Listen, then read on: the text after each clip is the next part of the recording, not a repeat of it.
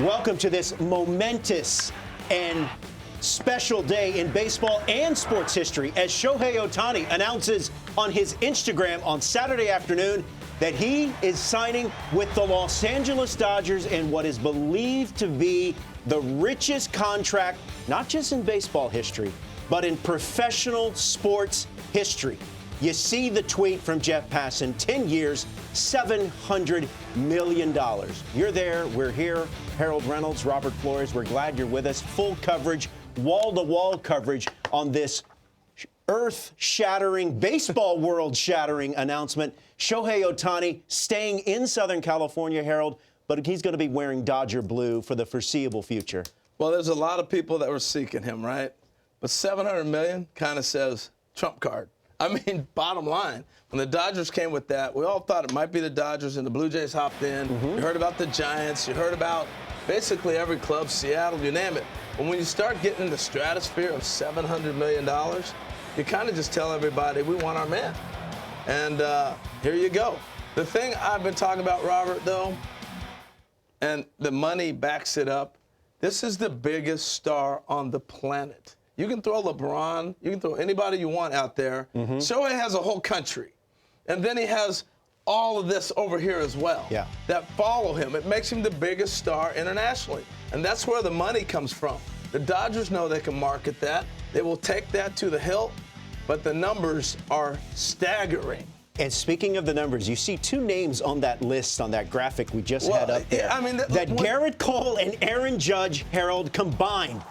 Their two contracts are $684 million, $16 million less than Shohei's. It's unbelievable.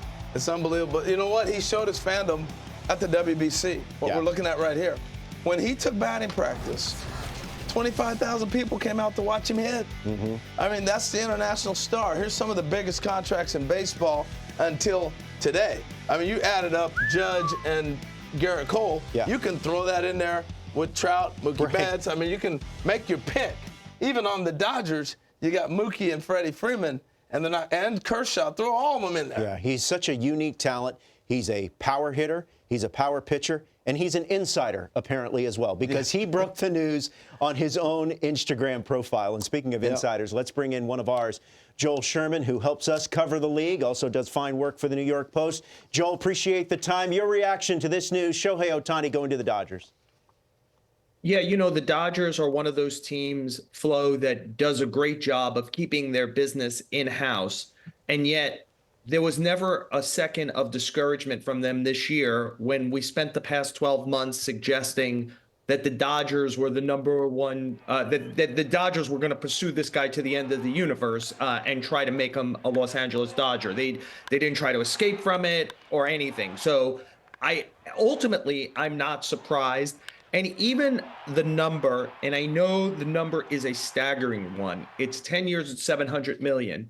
But the word is that the majority of this contract is deferred, that it was Ohtani's thought to do that to create cash flow for the Dodgers, and also the way for luxury tax purposes that contracts are computed for luxury taxes. It's the annual average value, but in real money. So deferrals will drop the $70 million average quite a bit. I would suspect maybe down into the 50s someplace. But, you know, this is something the Dodgers have done a lot. There are substantial deferrals in Mookie Betts' contract. There's substantial deferrals in Freddie Freeman's contract. It gives them some maneuverability going forward. And then the last thing when you think about the $700 million is there's probably no other player in our sport who comes close to meeting the financial windfall that Ohtani will mean in signage, in international money, in tickets sold, in ability to do things on television. He'll pay back some portion of this on his own. It is a substantial number, an eye-opening number. But if you think of it in the big picture, it is more understandable as you look at it. And Joel, Harold here. Good to see you, Joel. Happy Saturday. Happy Shohei Day. That's what we may as well call it now. I've been saying all along, you can throw LeBron James, you can throw anybody in there. This guy's an international star. I mean, a true international star because he comes from Japan, where he's got a whole country that follows everything he does every day, every minute, every moment. And so the point you're making, if you really sit back and you think about the markability of this guy, you got to open your mind to understand where Mark Walter was going.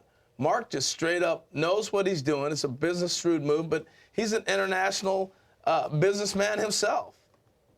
No doubt about it, Harold. This is you do this kind of deal. You don't get to be Mark Walter and the Guggenheim folks without understanding the value of a dollar. And clearly, they see that there's great value here. But like, I want to glaze over the fact that people who are tuning into MLB Network are interested in Ohtani, the ball player, and you're just talking about the guy who just won the AL MVP, teaming with the guys who just finished second and third in the National League, in Mookie Betts and Freddie Freeman, guys who have won MVPs on their own already, and have been champions. And Ohtani, for what he talks, and he doesn't talk most, talked about the idea of that winning is most important to him. Well, like, this is literally putting your money, $700 million, where your mouth is. No one wins like the Dodgers, at least in the regular season. They've made the playoffs the last 11 seasons. They've won the division in 10 of those years, but they've only won one championship in the COVID 2020 season. And clearly, that's not good enough for them. It's their only championship since 1988. They've been just a model organization for more than a decade, and they've been mostly frustrated trying to get the last out of the season. But good luck when you think about just in baseball terms. On most nights, these three guys will bat 15 times in a night. You know, think about those 15 plate appearances. The success a pitching staff is going to have on a nightly basis to navigate Betts, Freeman, and Ohtani without massive damage done every day. We just saw the Yankees put Soto and Judge together. Now we're seeing this on steroids to some degree, right? Three great players. It's going to be must-see TV, except for if you're a pitcher. And Joel, I want to go back to your point you were making on the finances and the deferred money, and it ties back into Shohei wanting to win. That's why you defer the money. The Dodgers aren't complete yet. They still got more moves to make. Even with those three guys getting 15 at-bats a night, this isn't where they want to be yet.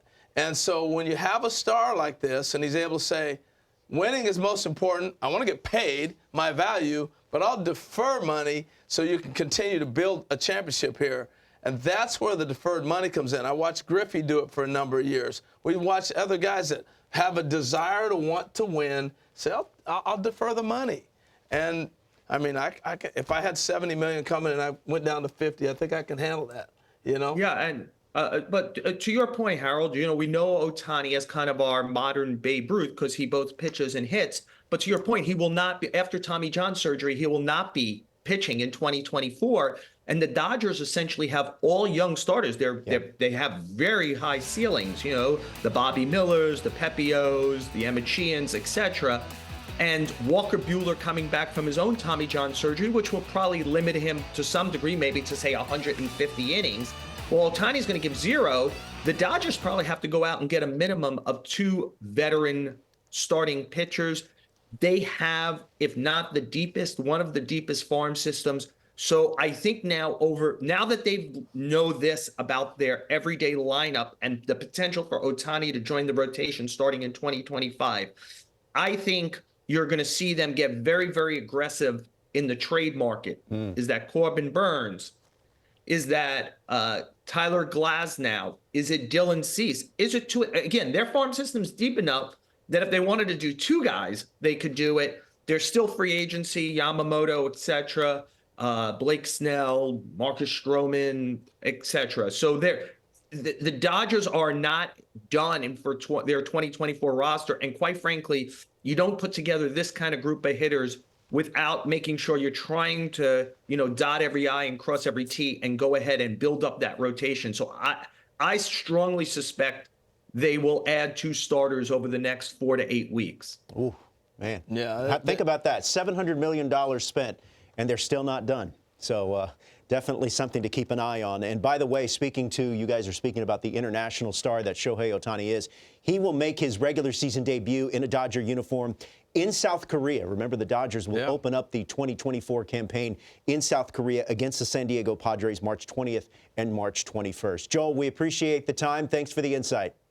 All right, guys, all the best. Thank you. That's the other Joel thing, Sherman. Robert, with him staying in Southern California, he's a creature of habit. As you look at the Dodgers' notable dates coming up that Robert talked about, they play the Padres in South Korea, Ohtani's first Major League game in Asia. I mean, it's going to be incredible, the fanfare. We'll be seeing the Dodgers continually. But Shohei Ohtani is a guy who loves routine. He would play his games in Anaheim, drive to Newport, to his place. And that's what he did. Yeah. He loves to play baseball. But I think he's also taking our sport to another level. This was the frustration for me.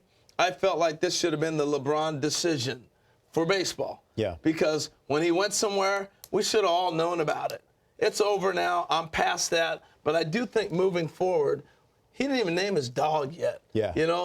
Everywhere he goes there's a purpose behind it.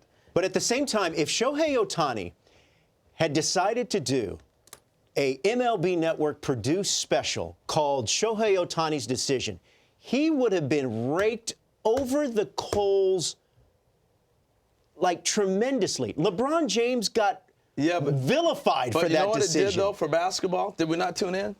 Has everybody not followed that? But that's not Shohei. It took basketball to a whole nother level. That's not Shohei. That's not. I don't think that's his representatives. I mean, like I said, he didn't want people to know the name of his dog. I know. So I know. He is very, he definitely wanted to control the message, and that's why he broke it on his Instagram post. And here's an excerpt of it for those of you that have not, opened up Instagram. Maybe you don't have IG, whatever it is. But here's an excerpt of Shohei's statement on Instagram. To all the fans and everyone involved in the baseball world, I apologize for taking so long to come to a decision. I have decided to choose the Dodgers as my next team. And that's it. That's all. We move on. And he added more, talking about playing in Anaheim and how much that meant to him those 6 years, and he'll hold them dear in his heart. And long post. But the uniqueness of it, of him breaking the news. Yeah. We have all these insiders all week long running all over the place, and boom, Shohei says, no, I'm controlling the narrative. That's my point. Yeah. He's controlling everything. And so it goes back to the nature of who he is. He controls when he wanted to pitch. Yeah. He was controlling, I get to DH. I want to thank right now Joe Madden for doing what he did when he was with the Angels. We do not have Shohei Ohtani in present day pitcher, hitter, unicorn if Joe Madden doesn't take the governors off. Yeah. So what do you want to do? You want to play, you want to DH, and you're going to DH and you're going to pitch in the same game you'll hit. And I want to say something to Angels fans, because I know that they've probably have known that this day was coming. And I'm sure that they're upset about it. They're upset that they can't keep him.